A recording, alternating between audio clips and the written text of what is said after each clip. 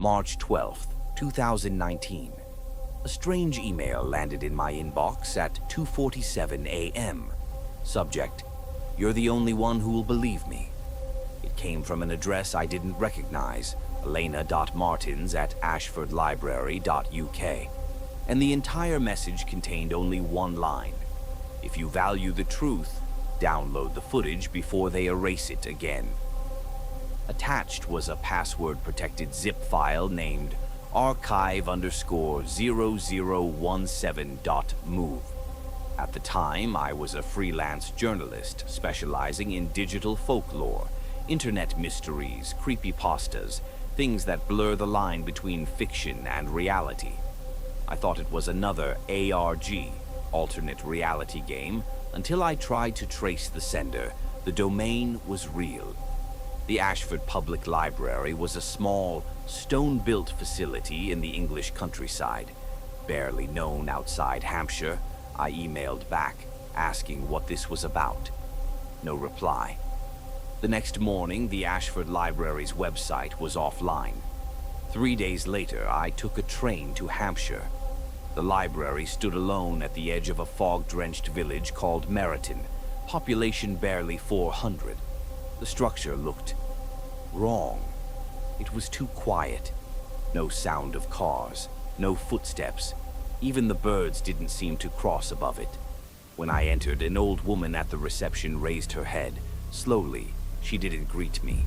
She just stared, like she was waiting for me. "Researcher?" she asked.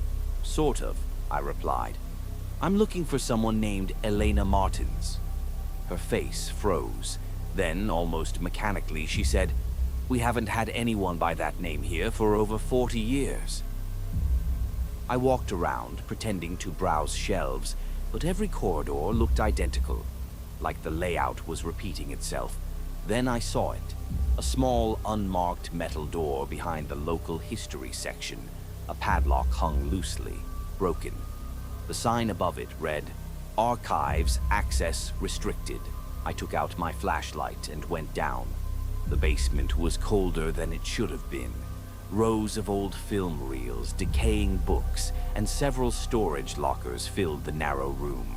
Everything was covered in a faint white dust, and on a rusted desk in the middle of the room lay a single hard drive, plugged into an old desktop PC. The wallpaper was black, except for a single folder. When I clicked it, there was only one file, archive0017.mov. It opened to static. Then, a faint voice, a woman whispering in panic, "If you're watching this, please, don't let them file it away again." The camera flipped, showing a terrified young woman, hair disheveled, eyes bloodshot, filming herself inside what looked like the same basement I was in. Behind her, the shelves were shaking, though there was no wind.